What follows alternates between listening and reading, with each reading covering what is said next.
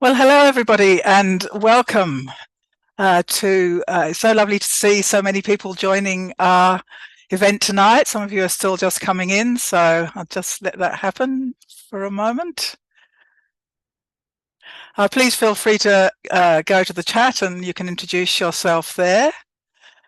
And we're particularly thrilled that we've got a number of overseas participants joining us tonight, so a really special big welcome to you as well.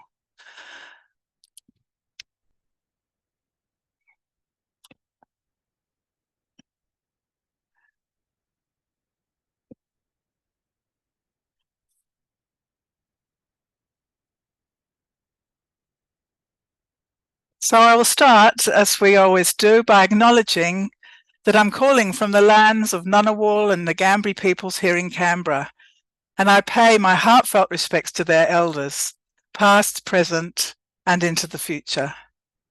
And I respectfully acknowledge that all the First Nations people of Australia whose lands have never been ceded, all the First Nations people who may be online tonight, and the First Peoples of the world, whose deep relationship with Mother Earth teaches us so much. Just to help us leave our busy day behind and settle into our time here together, I invite you to put on your video and turn to a gallery view. And take a moment to see who is in the Zoom room today. A virtual circle of women and some men from around the country and around the world who are joined here together in common purpose. To share information, elevate women's voices and priorities, and give participants a sense of being part of a movement in all our diversity who are working to secure the climate and elevate human and planetary well-being, justice, and care for future generations. We trust that our participation here today can help to promote actions, however small, to lift each other up in these endeavours. Our topic today is Women Negotiating the Climate. And we have three wonderful guests, conversationalists with us to explore the topic. More about that in a moment.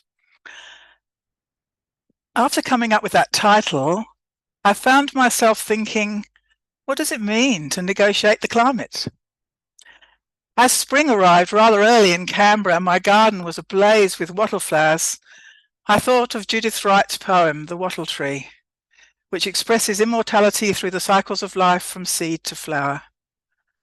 The tree knows four truths: earth, water, air, and fire of the sun. The tree holds four truths in one: root, limb, and leaf unfold out of the seed, and these rejoice, till the tree dreams it has a voice to join four truths in one great world of gold. It is unfathomable that human activities would knowingly put these cycles at risk, but this is what is at stake if we don't act together nationally and internationally to phase out fossil fuels and restore climate security. We can negotiate with each other, but not with nature. Judith Wright is one of Australia's best-known poets, but she was also a leading conservationist. In a series of profound essays on science and society, she wrote, "Conservationists, with the world's most urgent battle on their hands, must begin to enlist not only rational recognition of the problem, but human concern, distress, and love. It seems to me the great chance for poetry and for reversal of the otherwise relentless process of destruction which threatens us and the world around us.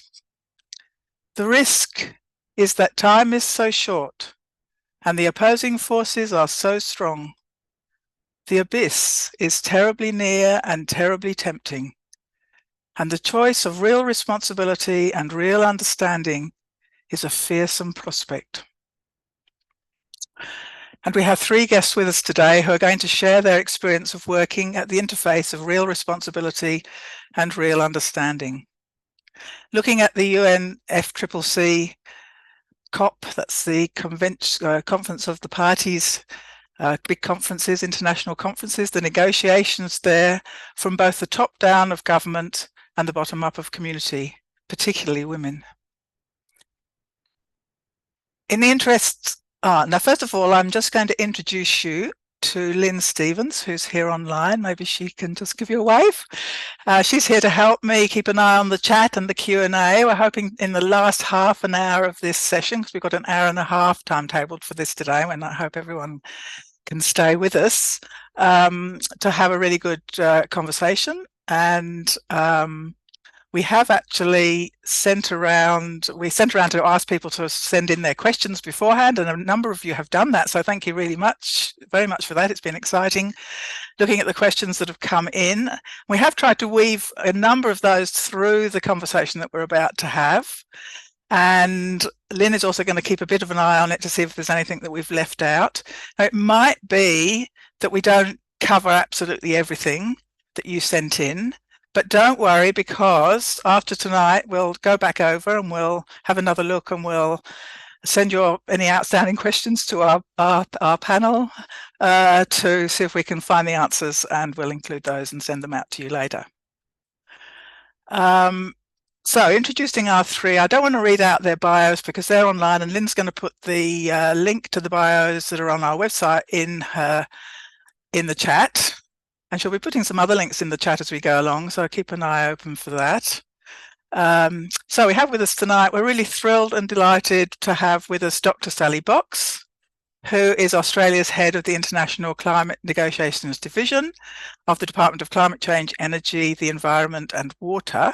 And that means she's also Australia's head of delegation to the UN Framework Convention on Climate Change, i.e. at COPs.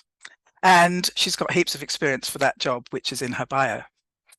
Kesaya Baba is Senior Manager of the COP31 Strategy and Partnerships section at WWF-Australia.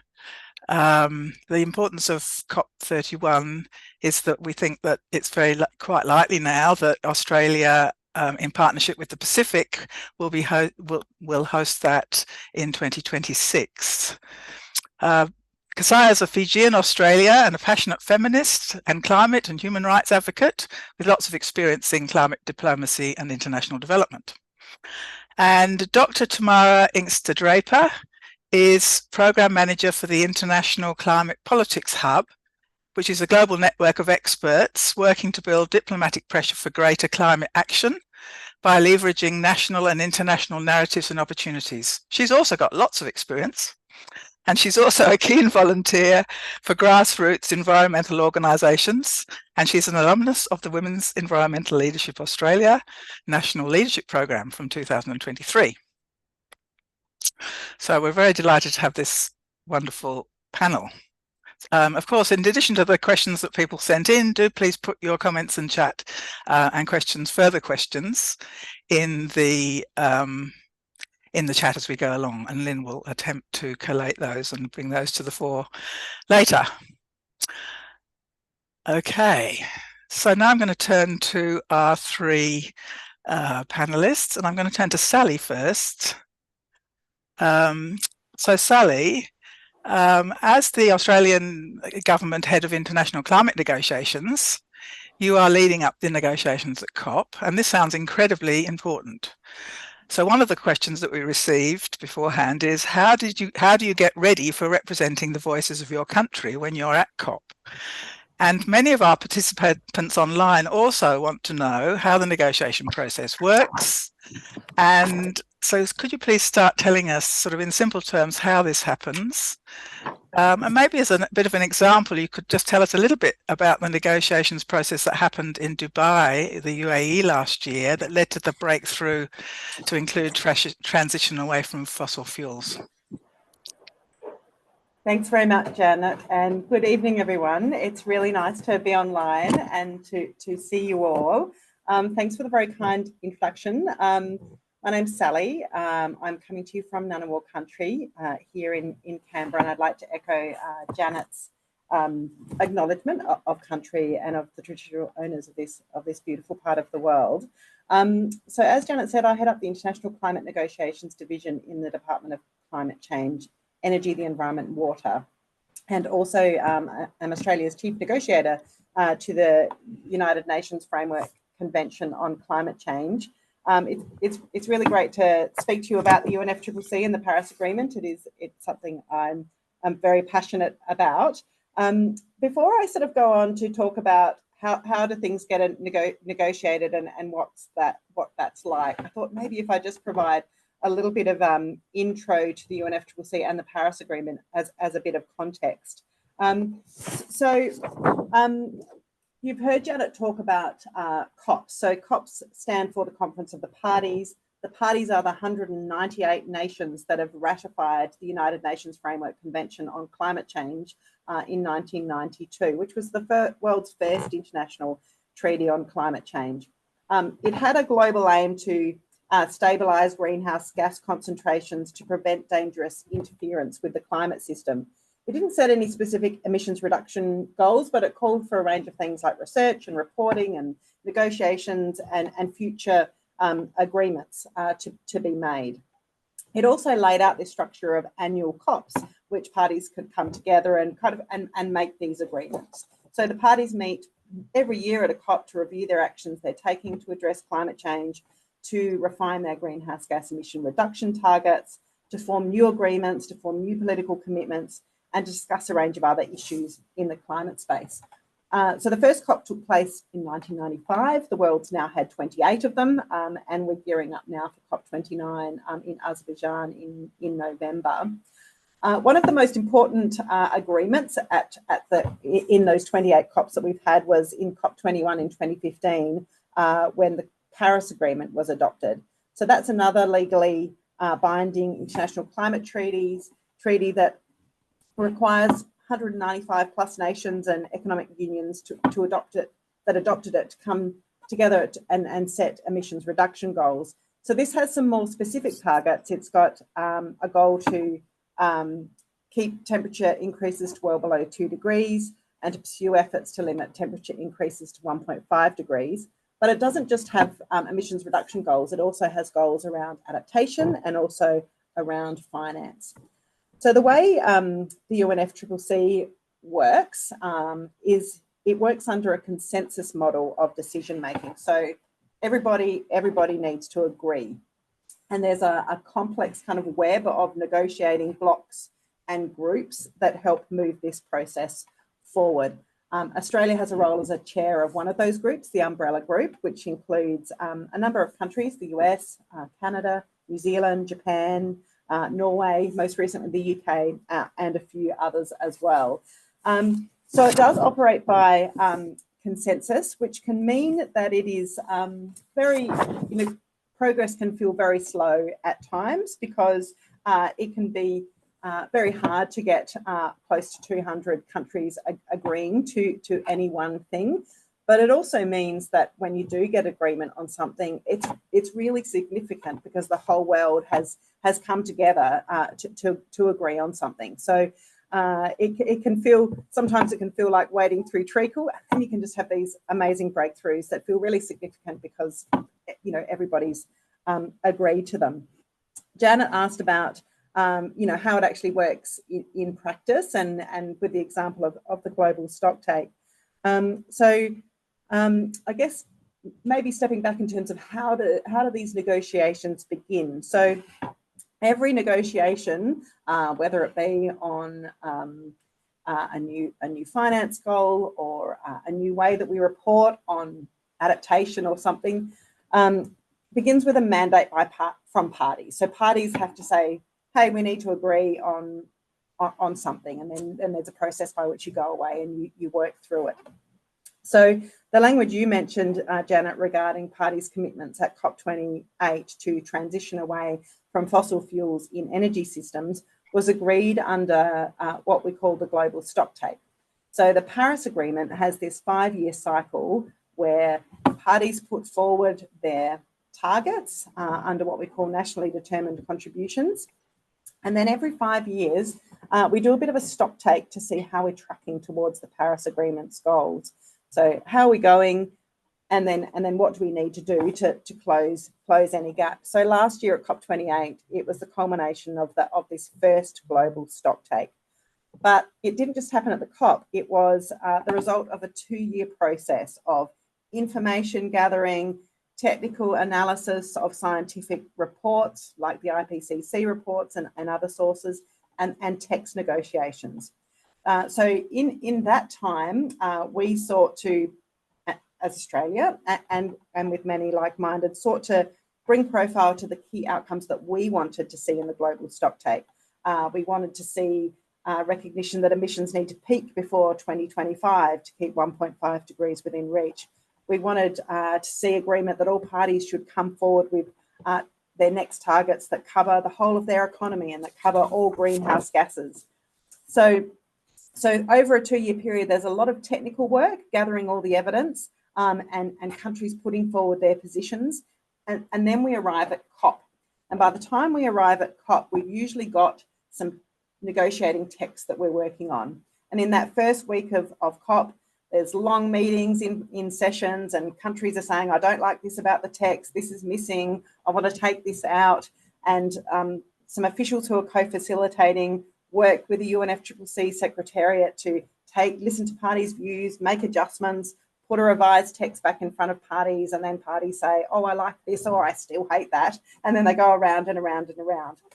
And then you get to the end of the first week of COP, and you've landed with a text. Some parts of the text everyone agrees on, and some parts of the text have brackets around them because people just can't seem to agree on them. And this is when that text gets handed over to the president of the COP that year. So last year it was the UAE, and they then work with ministers to try to seek agreement on some of the most contentious issues. So ministers, they usually appoint ministers who talk to other ministers about what they want. Then there's kind of this shuttle diplomacy where the president or the ministers are going to talk to one country and they're going to talk to another country.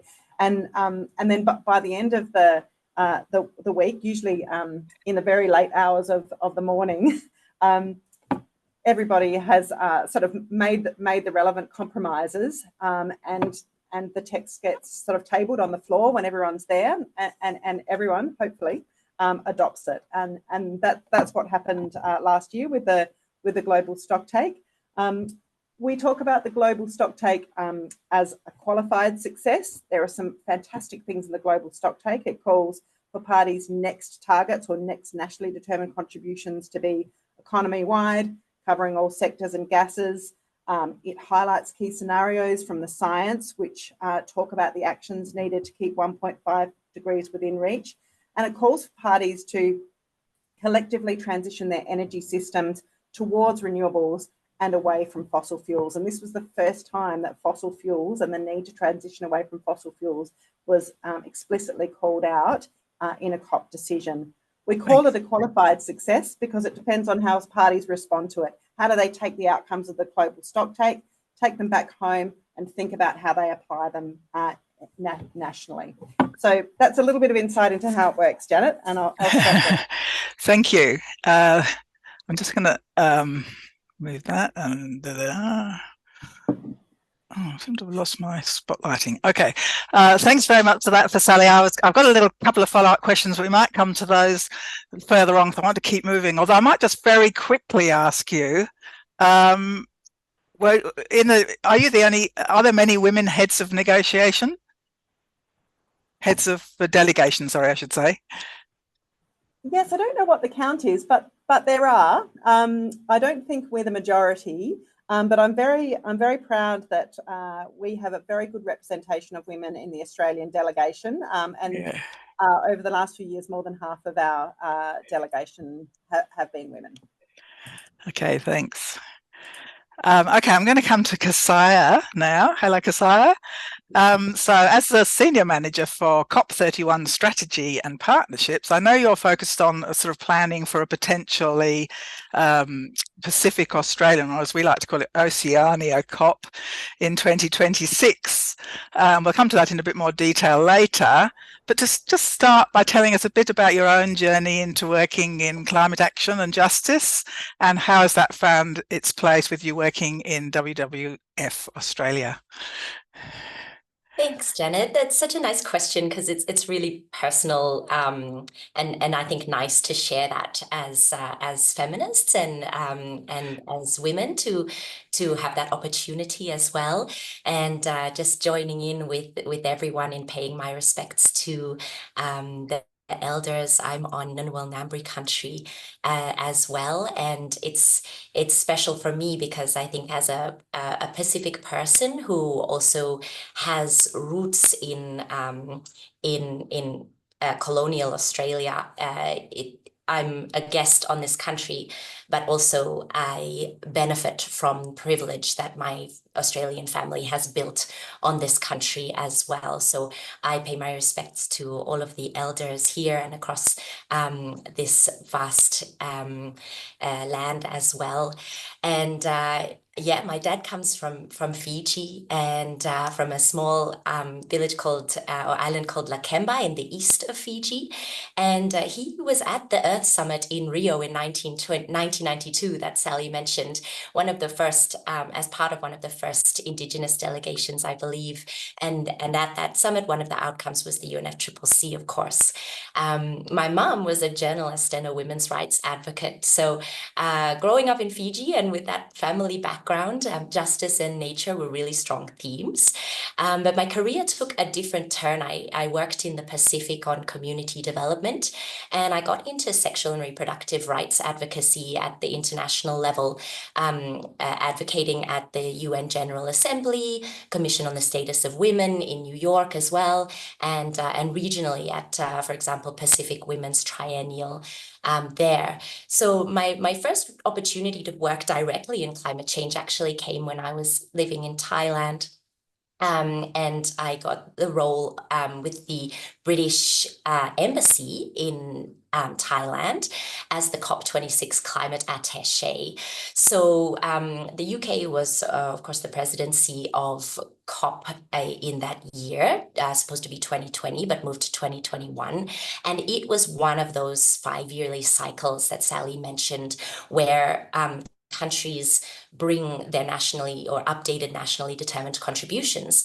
And so the role of the climate change attaché, and there was me in Bangkok, but then there were many of doing the same thing in posts all around the world. So UK really threw a lot into that level of bilateral diplomacy, and the role there was to lobby governments to and support them to increase their ambitions as they were coming to COP26. So lifting those nationally determined contributions, or NDCs, and as well as that and their long-term strategies. So COP26 was really important for that. In Thailand, it was really hard to begin with. The wading through treacle I can really identify with. There was very little interest in talking about climate change from most of the Thai government and from a lot of the public. So we started small. We started with a few heads of missions from different embassies or posts in Thailand, and then I was tasked with growing that into more of a working group, and so eventually we had about 12 missions as part of that like-minded embassies working group on climate. And so I was developing briefings and talking points that they then shared with their heads of missions. And then every time they met with high-level Thai government officials, they would be using those notes on with points from COP26 presidency, with making it relevant to Thailand, relevant to interest there, and also helping to provide that support that would help to get to those targets that they were making. And we also work with the private sector, which has a lot of influence and sway in Thailand, and a lot of influence and sway in emissions, of course. So in the lead up to COP, it was really interesting to see that there was suddenly a lot of interest from both the media, other organizations, and there was really this sort of like growing momentum to COP, even though it wasn't that much different to other COPs for Thailand itself.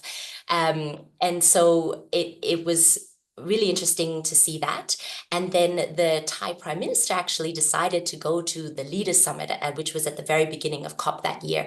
And he surprised everyone at the Leaders Summit. He announced significant increase in nationally determined contributions and long-term strategy targets, to the point where the next morning, the notifications on my phone were going off, and my colleague Kun Sittisak had been texting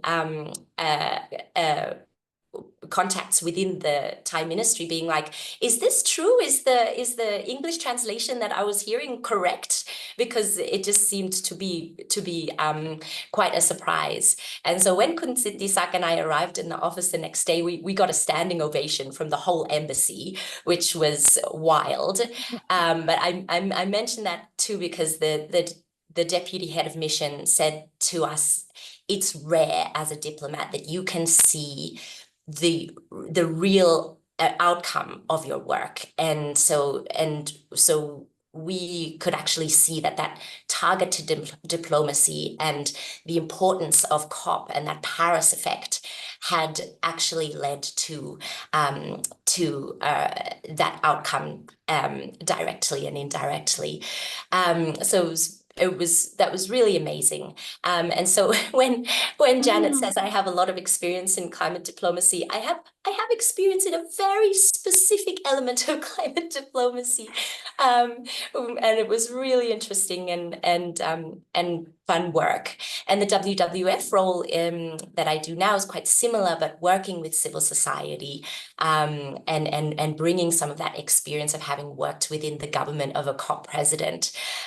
So I'm loving that, and working with all kinds of amazing people, and to be able to continue the legacy of my parents and those who carried us here as well is amazing too. And I think you're going to Azerbaijan this year? Yeah. Yes, that's right. It's my first COP. Lovely. Okay, well, thank you. I'm going to add Tamara here at Spotlight. Okay, I'm going to turn to Tamara now. And Tamara, so this program, the International Climate Politics Hub, it's sort of nested inside the European Climate Foundation. And as program manager for the hub, you work to try and increase global climate ambition to coordinate diverse networks of actors around political strategy. So just can you tell us a little bit more about this work and how maybe it relates to Australian ambition for climate action? Yeah, sure. Really happy to, Janet. And thanks so much for inviting me to speak in this excellent panel. I just want to acknowledge that I'm joining from Gurungulbara, Townsville, which is Wulgurugaba country in the northeast of Australia, and also pay my respects to the traditional owners of this land. Yeah, the International Climate Politics Hubs. So we are a global network. It's a diverse set of actors, from people from think tanks, academics, civil society organizations, former negotiators. We all come together to co-create strategy, talk about priority interventions and diplomatic narratives that we can take for advocacy and engagement to stimulate greater climate ambition around the world. So we work with governments and partners globally to be what we call an international national bridge. So that's really taking the international context of the Paris Agreement and the collective goals that countries have agreed to together, and bringing that down to what that means into a national context in terms of ambition raising and climate action, but also vice versa. So what is the international context where perhaps greater ambition has been possible, and what is the case study, or what could that mean for international countries around the world? So really building some collective actions to increase ambition around the globe. It's not only for ambition raising, but also for connecting on good practice and trying to speed and scale implementation of the commitments that have already been made. Our work, really importantly, is grounded in the science. So we take our steer from the IPCC and other scientific organizations, which means that the diplomacy that we conduct and the narratives and strategies that we formulate are always aimed at highest ambition based on what the science tells us we need to be actioning and implementing in order to achieve those temperature goals of the Paris Agreement that Sally laid out earlier. So practically, our work includes diplomacy and engagement directly with governments around the world, coordination of civil society, development of thought leadership on some of the main topics that are being discussed in the negotiations, and formulating narratives, targeted political messages, and talking points, with the idea that the more voices that we have saying the same thing and calling for the same action and level of ambition, the louder and more convincing we are. And then we do this throughout the year. We build with the drumbeat of these the asks and diplomacy at big climate moments throughout the year. So these include multilateral, what we call multilateral, so multiple countries moments, which include the COP as a big one at the end of the year, but also things like the G7 and G20, some moments like the United Nations General Assembly and Climate Week, which is happening in New York right now. And then we also work sometimes at the national level through national and regional climate events. This year, the network has agreed to focus on a few of the big climate agendas. So we're prioritizing work around upholding the aim to achieve 1.5 as the temperature limit. And that includes through working on engaging with governments around the world on enhancing the NDCs, which is nationally determined contributions. That's the commitments that each government has made about the level of climate action and GHG reduction that they'll do in order to meet the goals of the Paris Agreement. We're also working a lot on the energy transition. So this is the transition away from fossil fuels. It's the tripling of renewable energy and the doubling of energy efficiency, which countries committed to at COP last year. And also the big climate topic this year is around climate finance and ensuring adequate financial flows for countries to be able to implement the commitments that they've made and the plans that they've made to achieve those. And this includes not only mitigation, so reduction of greenhouse gases, but also adaptation and loss and damage. And it's great to see that Minister Bowen has been appointed as co-chair of this critical agenda at the COP coming up. So Australia has a key role to play in ensuring those negotiations are successful, fruitful. Mm-hmm.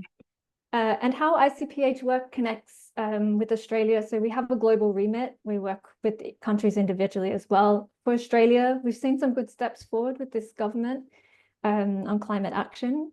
The science does tell us that globally we're not on track to meet the Paris Agreement targets, and currently Australia's overall commitment to the Paris Agreement is not sufficient to be 1.5 aligned in order to keep the temperature increase at that 1.5 level. So we're engaging with actors across Australia as well as across the world on how we might be able to increase ambition on that. Thank you. And so have you actually been to some of the COP? Do you go to COP? And is that part of your? Yeah. Yes, yeah. I do go to COP. I know we have a bit of a discussion around that later, so I can say more. But okay, yeah, sure, I've been joining COPs for almost 10 years now, which is pretty wild to. Yeah, and do you think is that beating of the drum sort of, is it do you get noticed? And I mean, is it easy to get audiences with the people that you need to be speaking to? It's ebbs and flows. I think, we do our best. We do our best, definitely. Okay, so thank you. So I'm going to turn the conversation a little bit now just towards these nationally determined contributions that we keep hearing about, and just draw out a little bit more about that, and maybe a little bit more about the upcoming possibility of Australian-Pacific COP31, and I'm conscious of the fact we're sort of halfway through and I haven't mentioned too much about gender yet, but we are going to get to that as well in a minute, or I invite our speakers to introduce any comments that they like as they go along. So Sally, if I come back to you, I'll just find you here again.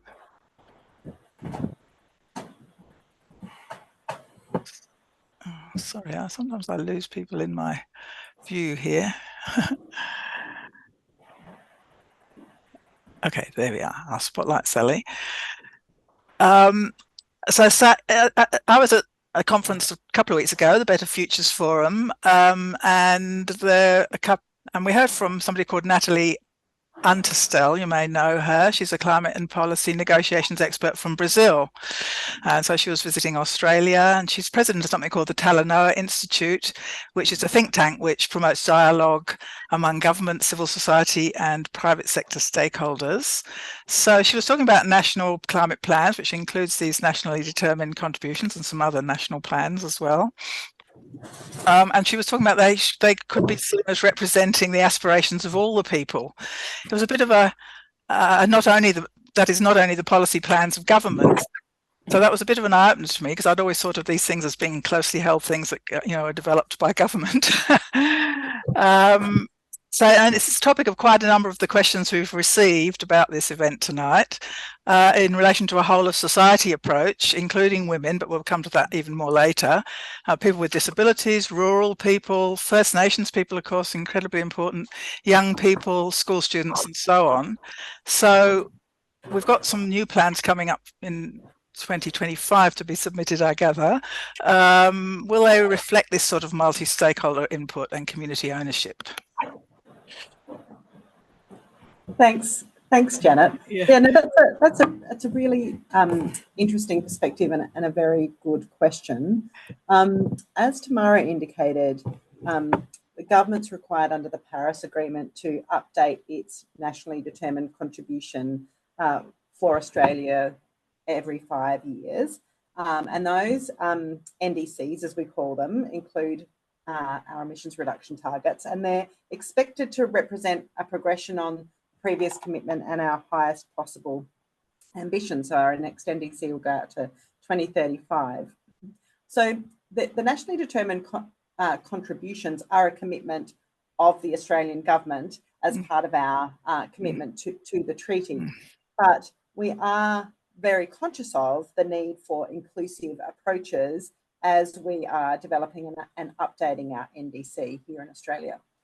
And what we're doing at the moment is a range of processes in parallel in the Australian government. So we are developing a new 2050 net zero plan, so a long-term strategy.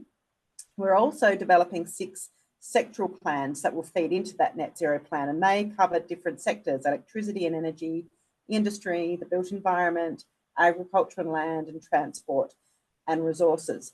So our next NDC and our 2035 target is being developed in concert with the sectoral plan and the net zero plan. So they're all informing each other, and there are consultation processes that are contributing to the development of those different plans. So under the Climate Change Act from 2022, Australia's NDC and target needs to be informed by an independent authority, the Climate Change Authority, and that advice is made public, and then the government provides its response to the Parliament.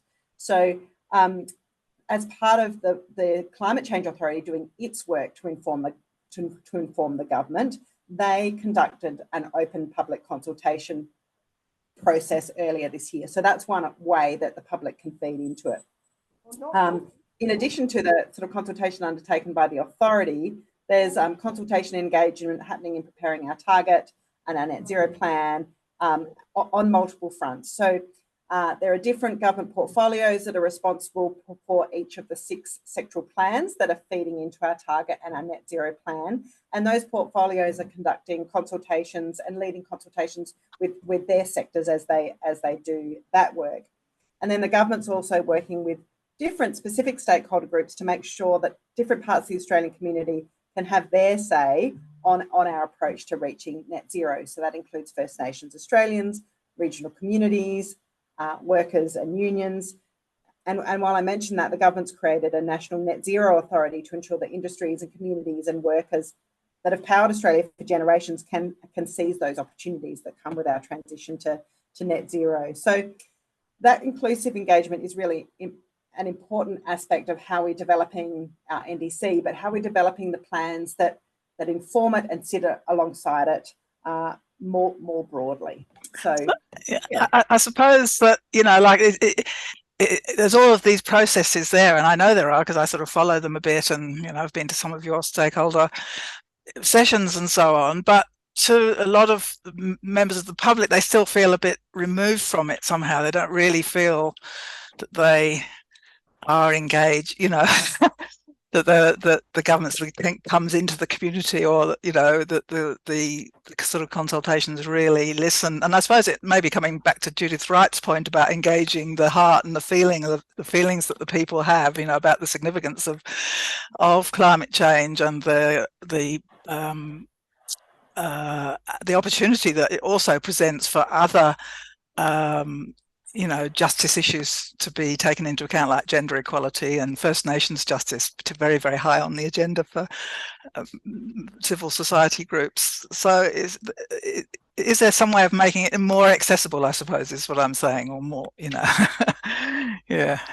Yeah, I think the government's always striving to make its consultation processes more accessible. From an international climate perspective, it's certainly something we've endeavoured to do over the last few years, is to work with the community more as we approach the COP. And one of the main ways we do that is through our national pavilion, and we're really keen at our national pavilion at COPs, where we host, well, last year it was more than 60 events at our pavilions. We really see that as an Australian space, not just an Australian government space, and it's through that pavilion that we really try to sort of elevate the voices of the community in terms of their experiences of climate change, their commitment to locally led action, and to give them a sort of a platform and an opportunity to speak to the governments that are there at these COPs. So we see, you know, from my international climate space, that's a really important vehicle that we have to ensure that a range of voices can be heard, and that we can build connections between community, government, industry, and business as we chart this path, this challenging path to net zero. Okay, I'm just going to add Tamara into this conversation now, because Tamara, in your experience in the work you've done with the international arena, can you share any other case studies that you've come across where countries have been developing their NDCs with multi-stakeholder input that might be useful to share with us? Yeah, happy to share some thoughts on that. And just to say, on Sally's last point, so the Australian Pavilion has been really great in the last couple of years. Yeah. It's gained a good reputation for the best place to get a coffee. It's very important in these long days. Yeah, it's really, really important that a diverse range of voices are counted into what will be the climate targets and the action plans. And it's great to hear Sally lay out the ways that the Australian government is conducting stakeholder consultations. We know that parties or governments, federal level governments, are responsible under the Paris Agreement for setting the overall targets, but they're not the only ones responsible for the implementation and delivery on the ground. And we know that we can have stronger targets and more easily implementable roadmaps and policy pathways if targets are designed in consultation with a broad range of stakeholders, and especially those who will be delivering on the ground, like our state and local governments. A little side story. So the CEO of the organization that I work for is a lady named Madame Laurence Tibiana, and she was the French climate envoy for COP31 when the Paris Agreement was agreed. And she's known as one of the architects of the agreement. And she always talks about how the Paris Agreement was intentionally designed to be top down and bottom up, which you mentioned in your opening, Janet. So that is at an international and a national level, targets being set at the highest level, but then everyone being involved in implementing them. And one of the big ways that we're seeing that happen at the moment in the development of the next nationally determined contributions, which are due to be submitted by governments to the UNFCCC by February next year, is a particular engagement by what we call subnational governments. So that is states and territories for us here in Australia, but also some other regional governments around the world. So not the federal level, but the level below. Mm-hmm. And last year we helped launch an initiative at the COP called CHAMP, which is an acronym that stands for the Coalition for High Ambition of Multi-Level Partnerships for Climate Action. And I was very pleased to see that Australia signed on to this declaration, which essentially was committing for federal level governments as they were developing the enhancement of their next round of NDCs, their next round of climate targets, were committing to work with a diverse range of stakeholders from around the world, and particularly subnational governments, so states and territories, in order to pursue limiting the temperature rise to 1.5.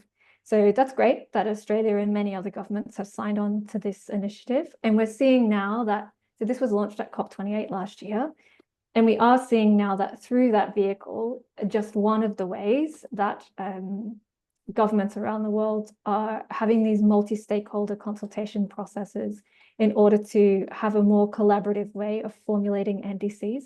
Maybe one really strong case study is this is happening in Colombia. So we know the Colombian government is working on an updated NDC that will fill some gaps for them, particularly on adaptation and resilience. And working with CHAMP through this declaration, governments put together a really rigorous consultation process, which involves speaking with a wide range of actors with a particular focus on gender, equity, and diversity of opinions, as well as building capacity. So stakeholders, the public, subnational governments are understanding what is the issue, they're understanding the best way they can be involved, and they're understanding the ways that they can formulate and express how they feel they should be represented in the NDCs. And then this is structured through a series of workshops, which will eventually culminate in the NDC being formulated by the government and put forward to the UNFCCC. And we know that that can happen here in Australia. We know that there's good engagement between the federal government and the states and the territories. And we've seen a good example of this in the past with the net zero target, actually, in that before the current federal government had set the net zero by 2050 target. So that's aiming to achieve net zero emissions by 2050. Many of the states and territories, in fact, all of the states and territories already had their own net zero targets, which was to achieve that by 2050 or earlier. And that having those in place and then a consultation process when the current government came into power really helped for that high level federal target on net zero to be set as well. So it would be great to see this happen with the NDCs so that we could have really rigorous targets, but then also the pathways and the policies in order for that to be implemented on the ground in a rapid way. Thank you. I'm bringing Kesaya back in now. Kesaya, and because I'm just looking at the time, we're already, even though we've given ourselves extra time, we're still swimming along. And so I might just combine a little bit the question I'm going to ask you now and then pivoting a little bit more into the gender question as well. So I know that you're very interested in this question of how civil society can influence the national plans and the climate negotiations overall. So I'm just wondering whether you can talk a little bit about that in relation to your work leading up, which is sort of leading other non-government organisations and civil society groups to prepare for COP31, but also maybe rolled into that. I know that you've also done quite a lot of work with Pacific women in particular, and that you're very interested in intersectional sort of issues in relation to gender and other intersectionality in the civil society movement and in the, you know, the negotiations in general. So if that's not too hard, perhaps you could ask you to roll those two things in together a little bit. Yeah. Only if I can take the next 15 minutes. Yeah. I think to start with, I guess in terms of the work that that I do along with my colleagues with WWF and community and climate movement as well, is it comes down to climate justice, which is about recognizing and addressing the fact that climate change is not impacting everyone equally, and that those who contributed the least to the problem are being hit the hardest. So that's people in the global south, Indigenous peoples, women in all our diversity, gender diverse people, and people with disabilities as well. I noticed a question about that in the chat. And then, of course, thinking about the intersectionalities of that as well, and where people are placed. And so why does WWF have a role in this? People think of us as the panda, cute fluffy animals, and we really see it as WWF has this unique role as both a conservation organization and a climate organization as well. And boiling down to the fact that, you know, if we can't keep global warming to within 1.5 degrees as stated in the Paris Agreement, the places that we love, the animals that we love, our whole ecosystem and our society and our economies then are undermined and really in trouble under that situation. So WWF really draws on that bringing together nature and climate, because they're seen as quite different in the international spheres, but bringing them together, drawing on the international network. Can everyone just turn off, make sure they're on mute? On mute. So drawing these things together, and WWF also has long-standing relationships with a lot of communities that's built on trust and commitment to inclusive conservation. We have our Oceania's First Voices program, which is really led by Aboriginal, Torres Strait Islander and Pacific partners, aiming to bring the expertise of First Nations and Pacific leaders to places like COP, regional and international fora. And WWF is also a member of the COP31 collaboration group, which there's a link in the chat about that, which we work with Community Council for Australia, Climate Action Network Australia, and many others in the hopeful anticipation that Australia will host COP31 in partnership with the Pacific. We work together to support a whole of society COP and foster a movement that will live well beyond COP.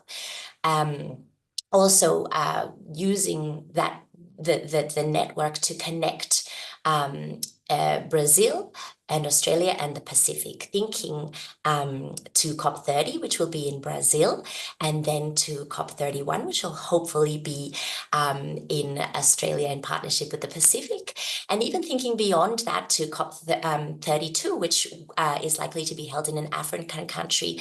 So the unique moment of those three Southern Hemisphere presidencies or locations to really draw out the priorities of First Nations people and as well as the expertise that they bring to the table, connecting those COPs so that those priorities can be worked on subsequently through different COPs. So when that comes to bringing diverse voices to those COPs as well, and that links to the as you mentioned, Janet, that intersectional aspect again. And we see that women are routinely excluded from decisions around natural resources management, but also climate policy. But we need everyone on board to address climate change and its impacts. So making sure that the solutions are effective and just bringing as many people along with us, and doing that intentionally and taking into account the intersectionalities. So it's wonderful to see so many women and gender diverse people on Australia's negotiating team. It would be wonderful to hear more about First Nations people, people of color, people with disabilities on that in that negotiating room, as well as at the pavilion in the events, which I'm sure they're there too. So really being intentional about that, bringing in diverse voices and making it accessible, as discussed in the chat, and being aware of our own privilege and biases as well, making space for others, but in a way that's safe as well. A lot of people come to COP and it's not safe for them to go home afterwards because of a combination of factors of what they're calling for, who they are, who they love, their gender, their age, so making sure that it's safe for them to do that as well, and underpinning that all, of course, is climate action, setting an ambitious NDC and ultimately ending the extraction and use of fossil fuels.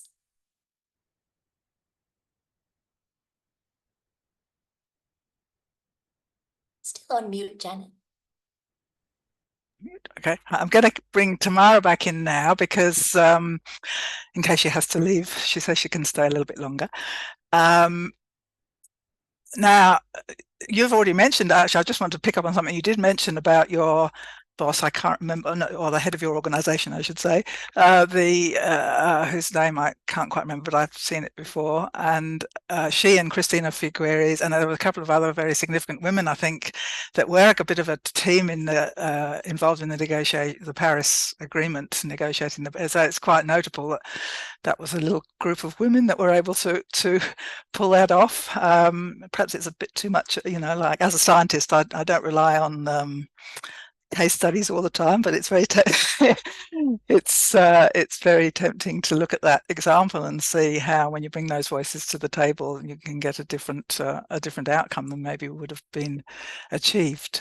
So I know that you've been quite engaged with issues of gender equality and women's leadership. So how do you see this playing out into the next decade or so of climate action? Yeah, great question, Janet. And just to say, indeed, it's a privilege to work for Madame Laurence Tubiana, and she and Christiana Figueres, amongst other women, have a great legacy in the Paris Agreement. And Laurence tells some very powerful stories about how she feels like in those final moments of trying to agree the Paris Agreement, to get that consensus, it was really her heart-led and sometimes emotional leadership that helped to secure that. And I think that's a very feminine way of leadership. So that's a great example. I'm proud to be an alum of the Women's Environmental Leadership Australian National Leadership Program, and I see some of my cohorts. Yeah, I've seen them on there. And Wella talks about creating strong, supportive networks of women from diverse backgrounds, building skills and capacity for new types of leadership, that heart-centered collaborative leadership. And this, I believe, is the leadership style of the future and the kinds of leadership models that we need to see in order to be able to achieve the Paris Agreement. It's great that we have these commitments, but we understand that what is lacking a bit now is the implementation on the ground, and to do that in a community collaborative way. And we know that women will really be at the heart and soul of that. Just to plug Weller a little bit more, they recently released a report on gender, climate and environmental justice in Australia. So a lot of the topics in the report get to the heart of this question that you're asking, Janet. So I'd encourage people to read that. And it showed that women are disproportionately impacted by climate change. They're more likely to be impacted by disasters and extreme weather. And we know that women's leadership is critical for the challenges that we have ahead. We know that women's leadership and that more collaborative, more diplomatic, more solutions-focused way of leadership will be the way that we're not only able to implement these commitments on the ground, but that we're also able to adapt and recover from extreme weather events, which are just going to become more and more felt by our communities. Unfortunately, it's a hard thing to talk about, but it is a reality of the situation that we're in at the moment. And we know that when more women engage their communities and engage in politics and engage in decision-making, that big change can happen. And I think that's especially true of our First Nations women and women of colour in climate vulnerable nations. I want to use the opportunity to give a little shout out to a lady. She's not on the call, unfortunately, but a lady called Kathy Etok. She's from the Indigenous Peoples Organisation Australia. She's a Gayri and Butchulla woman. And she is one of the higher level leaders within the UNFCCC space for something that is called the Local Communities and Indigenous Peoples Partnership. So really bringing Indigenous, First Nations and people of colour voices into the COP space. And she's doing brilliant work there. Thank you. Yeah. Thank you. So that's a very good segue for me to sort of bring Sally back in. Because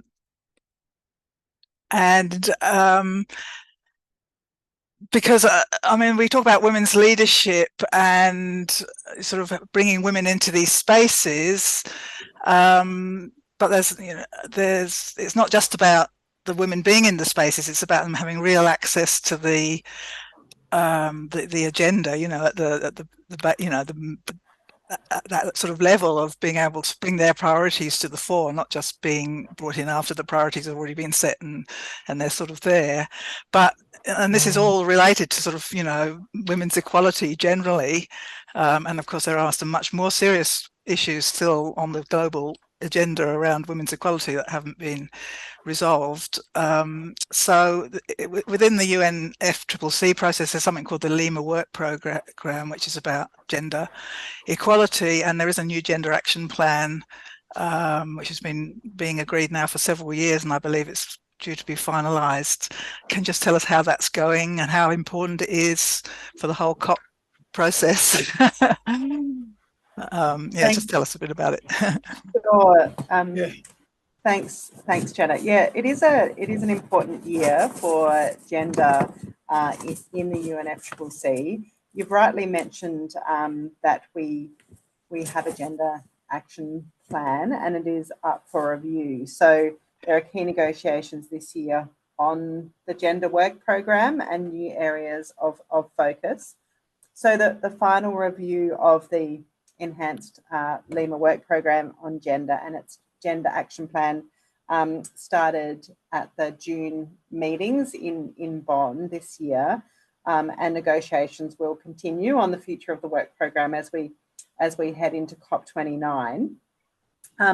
It's extremely important for all the reasons that that Kesaya sort of articulated earlier. We're really active in this space and we're really committed to the full implementation of this work program. We recently made a submission to the UNFCCC on the implementation of our actions under the Gender Action Plan. We think it's really important that if you sign up to these plans, that you tell people how you're doing and how you're holding yourself accountable. So that speaks to some of the things we're doing in Australia, but also some of the work we're doing through our development programs in our region to support gender responsive climate action. But what that submission did as well is outline some of the priorities that we would like to see in a future work program on gender under the UNFCCC. And they include, and this goes to what Kesaya was saying, increased intersectional approaches. So including by empowering and enhancing meaningful representation and participation of First Nations women and girls, women with disabilities, in all levels of climate policy development and decision making, and of course in our delegation to the UNFCCC and other forums. We also talked about recognising men and boys' role in achieving gender equality and engaging them as gender equality and climate change champions. And then we looked regionally and spoke about the importance of enhancing regional gender equality and climate change collaboration, particularly in the Pacific and at all levels, from governments through to women-led community organisation.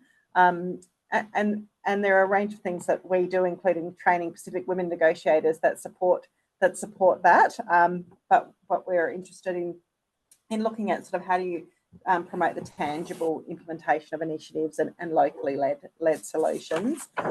We also spoke about promoting accessibility to gender responsive climate finance, so that to enhance resources for organisations run by women. And we talked about the importance of strength and capacity building across governments and stakeholders to mainstream gender and enhance gender responsive action at the national level. So they're some of the things that we're pushing as part of this review of the Gender Action Plan. At COP28 and at the June session, we saw some pretty difficult dynamics on gender, reflective of what we're seeing as a global pushback on strong human rights and gender equality language by a few non-like-minded parties. But we will continue to push the importance of this as we head into COP29, and we'll look forward to kind of seeing if we can, get a really progressive gender action plan as part of the UNFCCC, but also look at what are some opportunities to better link what's happening in the UNFCCC with other multilateral systems like, UN Women and the Commission on the Status of Women. So we don't just work on the UNFCCC. We look at how do we touch on climate and gender in a range of other forums as well. So a big year for gender, and what we're focused on. So certainly there's a momentum within the women's movement nationally and internationally to build this sort of focus more in the COPs coming up, and particularly building towards a possible COP here in 2026. So there's many questions that come to my mind, but I think I'm going to turn to Lynn to see what maybe is coming up in the chat and what we haven't covered from the questions that we came in before. So just and just in case she has to leave, I'd just like you all to give a round of applause to Tamara for her wonderful contributions to this conversation, because she might be leaving us in a minute. So thank you very much, Tamara. It's much appreciated. Okay, so I'll just bring Lynn in here, and maybe I'll bring I'll bring everyone in for now, and then if Tamara has to leave, that's okay. So Lynn. Hi everyone, and thanks for all these fantastic comments and questions in the chat, and for the questions that were sent in. We have tried to weave those into the conversation. And I guess we can't address every single question, but there are a couple of themes that have really come out that I think are important for us to consider. And I guess one is around gender, and we have talked about that. Another is around inclusion, and I think we've addressed that a little bit, but it may come up again. But what I'm picking up also from the chat and from some of the questions that came in is a fair degree of frustration that perhaps, and this might be perception, but it may not be, that perhaps Australia is not taking sufficient action on climate. And so I've combined a couple of questions, and I might put this one to Sally to begin with. It says, will a potential partnership with the Pacific for COP31 actually drive stronger climate action ambition within Australia? How will Australia be judged on our climate action measures if we are successful in hosting COP31? And what do you think are the most effective changes we can commit to in the lead up to this event, which will put our credentials under international spotlight? And I guess this reflects a number of questions that have had a similar theme around a longing for more action on climate in Australia. Thanks, Lynn. I'll have a go at that. I mean, I would start by saying that there's been some really significant changes in Australia's climate policy in recent years, with a with a step up in our 2030 target, a commitment to 82% renewables by 2030, up from what was around 32% in 2022.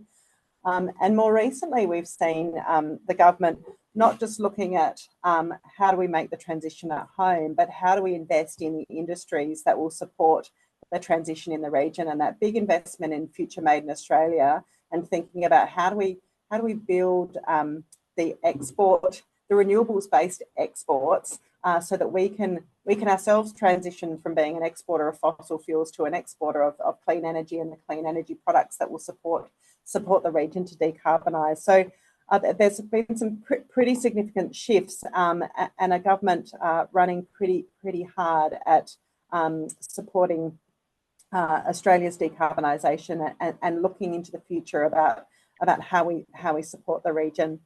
I think the Australian government's bid to co-host COP31 in partnership with the Pacific also reflects the importance that the government places on climate action, the recognition that climate change is an existential threat to the Pacific, and we want to put a spotlight on our region, on both the challenges that our region faces, but also the opportunities that there are to make change. So the government is seeking to host COP31 in partnership with the Pacific because it has a belief in the multilateral system and the need to work multilaterally to solve this problem. I think when we think about COP31, where it'll come in the cycle of the Paris Agreement is we've got this year countries focused on a new finance commitment, global finance commitment. Next year, we'll see countries coming forward with their next nationally determined contributions and their targets. And then, so when we get to COP31 in 2026, my anticipation is that the world will be really focused on delivery. How do we realise the ambition that countries have put forward this year and next year on both finance and mitigation? So I think that COP31 is a really interesting opportunity to look at how Australia, together with the Pacific, can really drive implementation and investment in the things that countries have committed to over the next 2 years. So I see that as a real opportunity of our COP to really advance practical action and to really advance not just ambition but also delivery against those commitments.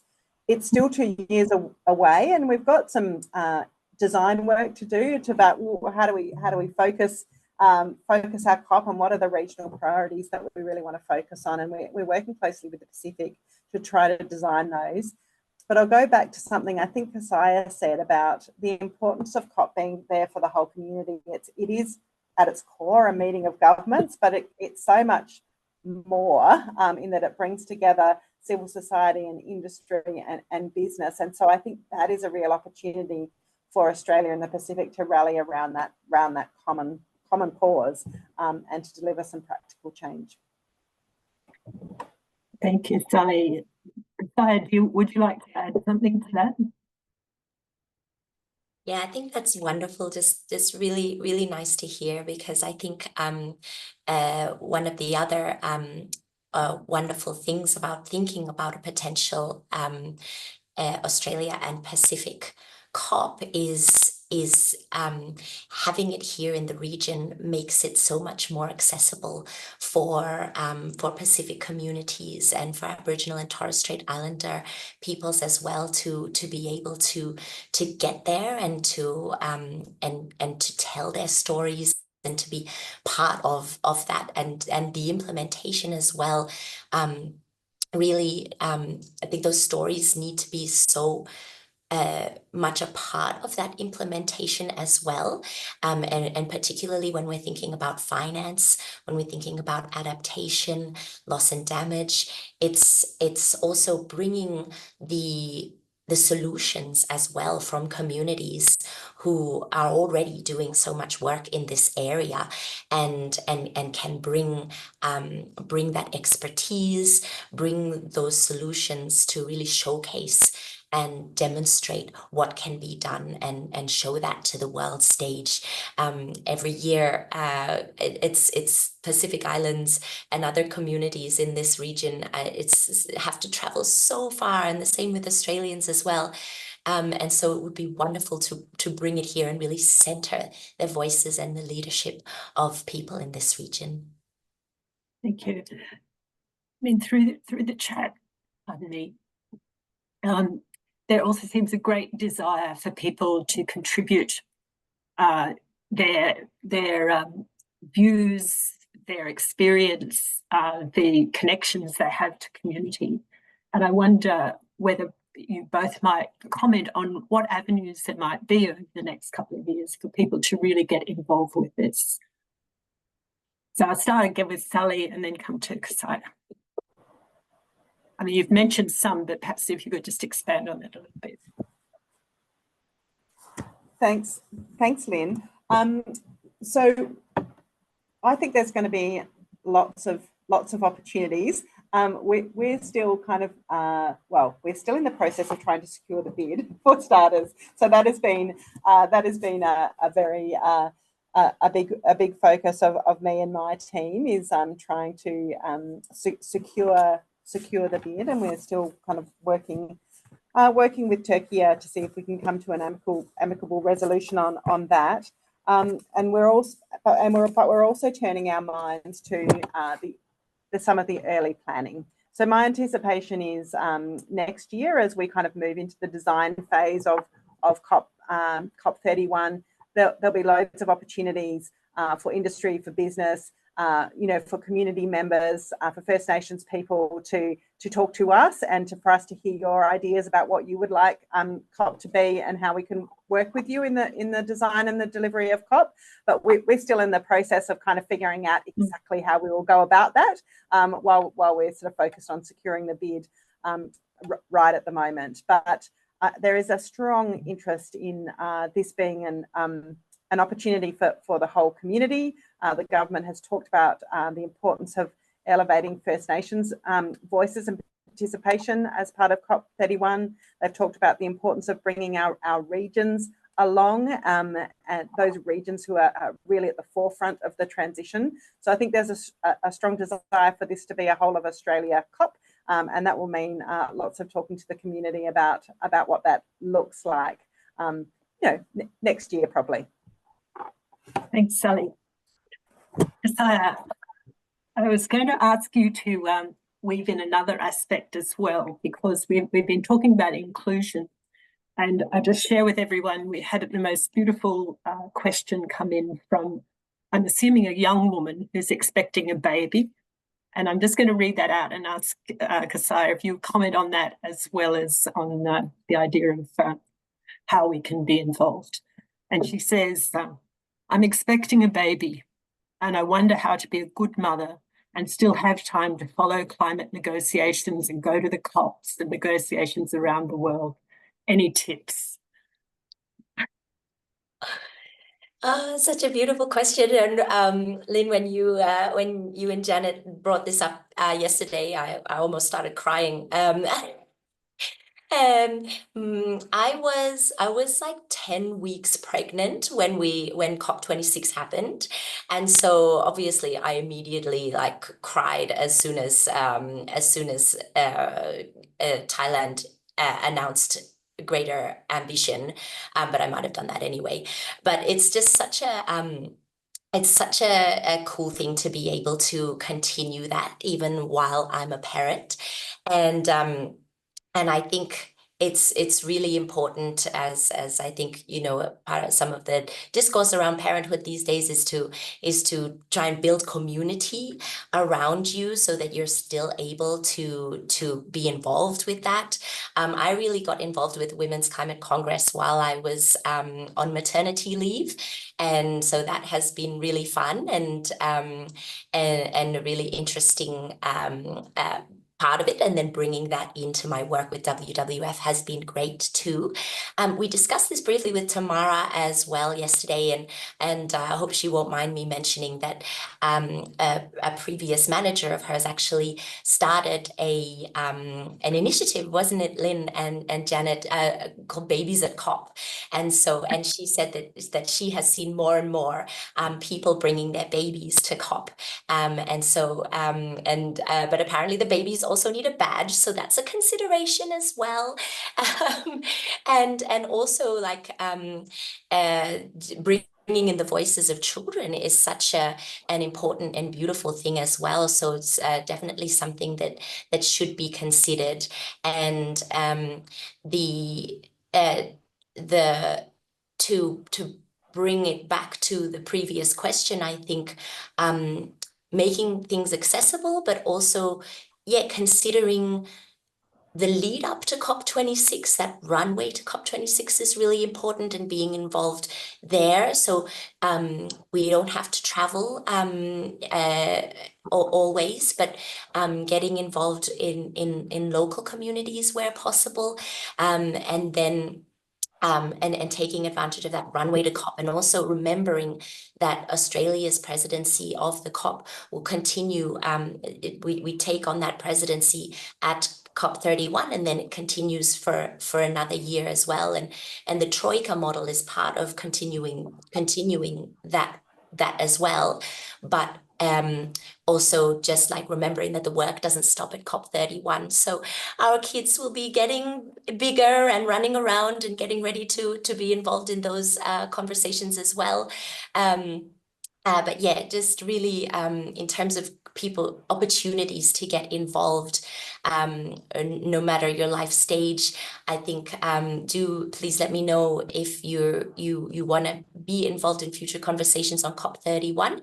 The COP31 collaboration group has been holding base camps, including one in Sydney last year, because although it's in 2 years, and we don't know yet the outcome of the bid, there's a lot of work to do to prepare, to build our relationships with the Pacific, to build our relationships with other COP hosts along the way as well, and civil society from there.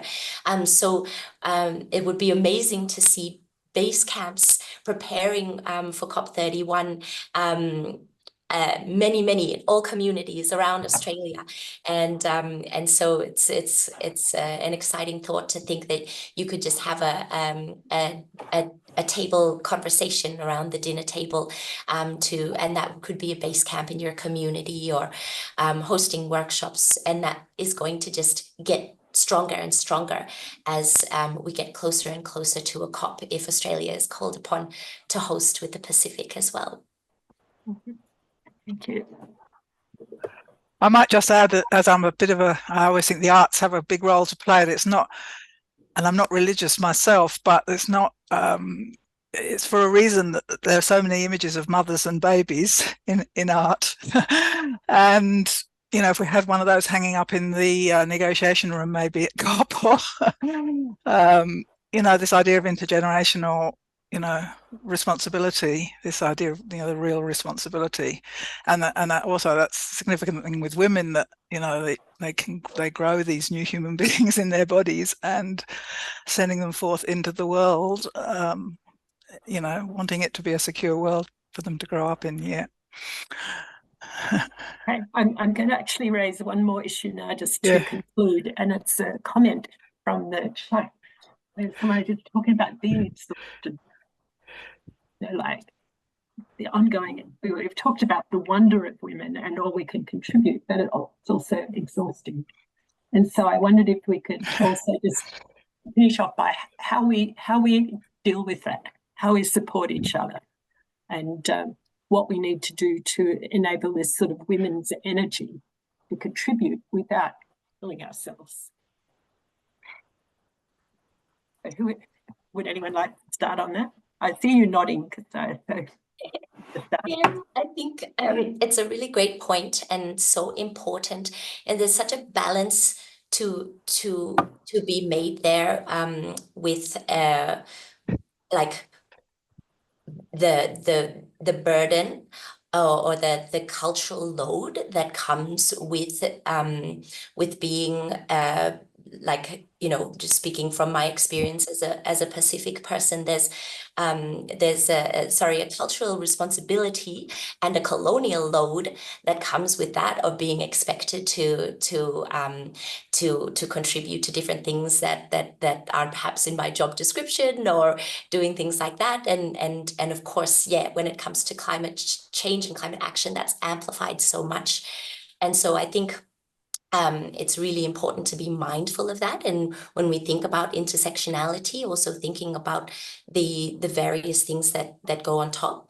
But then I'm also conscious of being quite a privileged person of color, and so therefore I have a lot of energy that I can bring to these conversations, and to be able to be here at 7 o'clock at night and not have to worry about, you know, who's looking after my child or where the next meal is coming from. So being able to balance that, having the energy as a person with a lot of privileges, and then also recognizing that privilege, being ready to step aside, to share space with people who need a voice, and providing that opportunity for people who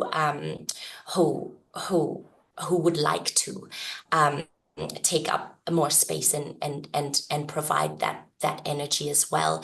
And then I think also organizations like WWF, being a big organization, a lot of supporters, a lot of fundraising capacity to put our money where our mouth is as well, and be willing to fund people to come to these events, be willing to put in that time and effort to be able to get visas.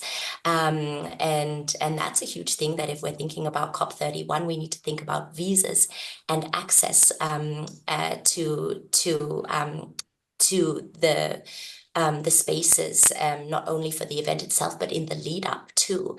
And being accessible in that way. So yeah, putting our money where our mouth is, enabling these spaces, having First Nations identified positions so that people can be paid for this work, while also be mindful of the colonial load that they had to carry there, and building that in and paying people for their expertise as well. I'll leave it there. Just got a couple of minutes, so Sally, then I'll hand back to Janet to finish off. Thanks. I think that's a really, it's a real challenge we have, that the people who work in this space, who work on climate change, who work on environmental issues, the problems are big, and particularly when you're thinking about them globally, they can feel very overwhelming, and you can feel like, you know, what difference can kind of one person make, and these challenges are huge, and you see progress, and then you see a slowing of progress, and that can all be very challenging. I think one of the beautiful things I reflect on with my team, both the women and the men in my team, is there's just such a huge commitment there from everybody to advance climate action and try to make a positive difference. With that commitment can come challenges as well, because it can often be hard to take a break, to step back and focus on other things. And so I think it's really important that we professionally acknowledge that we do work in challenging spaces that can be exhausting, and it can feel overwhelming at times, and we need to just acknowledge that. I think it's also really important that we, as well as looking ahead at the challenges that we're facing, that we also reflect on some of the successes and the wins that you have along the way, because that helps you keep going if you kind of reflect on changes that have been made. It's really important. And then just from I think a personal perspective, I think it's also just making sure that when your professional life is focused on some big juicy challenges, that you spend some of your personal time doing some things that bring you joy. For me, it is riding my electric bike to work at the moment, and spending time with my 4 lovely children as well. So creating space to do the things that give you joy, while we spend our professional days tackling some of these big juicy problems. Thank you, Sally. Okay. Thank you. Thank you, Lynn, and thank you very much to our guest conversationalists, Sally Fox and Kesaya. And she's taught me how to pronounce her name, and I'm not very good at it. Mbamba. For your wonderful conversation here tonight. We really appreciate your time. And to all our participants, thank you very much for joining us. I know there are some unanswered questions in the chat there, and there are some issues, and we'll take those on board. Maybe we can create another conversation based around some of those things, the ongoing frustrations about well, we're not getting there fast enough and these sorts of things. So yes, we'll definitely have a good look at those and pursue those at another time. In the meantime, if you're not a member of the WCC, the Women's Climate Congress, you can go to our website. I think Lynn's put the link in the chat, and then on our front pages, you can join us. There's something that says join us. You just go in there and you have to fill in a little form and you can join us. And there's other information. Now, we don't actually have another event programmed in just yet, but if you join us, of course you'll get, as soon as we do have another event, you'll get the email to tell you about it. And I can also tell you, as a little bit of advancing, that we are looking to have a couple of days conference retreat in Castlemaine next March. I think it's the 28th to the 30th of March. So do watch out for information about that. And that's another good reason to join us, to make sure you get all the information and you can get it worked out into your plans. So I think is there any other announcements I should be making, Lynn? No? We'd like to, even if you became a member, we'd love to add you to our mail list. So if you actually don't want to be on our mail list, could you let us know, please? Okay, lovely. Okay, well, thank you very much, everyone, and for staying with us for this 1.5 hour event. Okay, bye-bye for now. Thank you. Bye-bye, everyone. Thanks, everyone. Good night. Good night.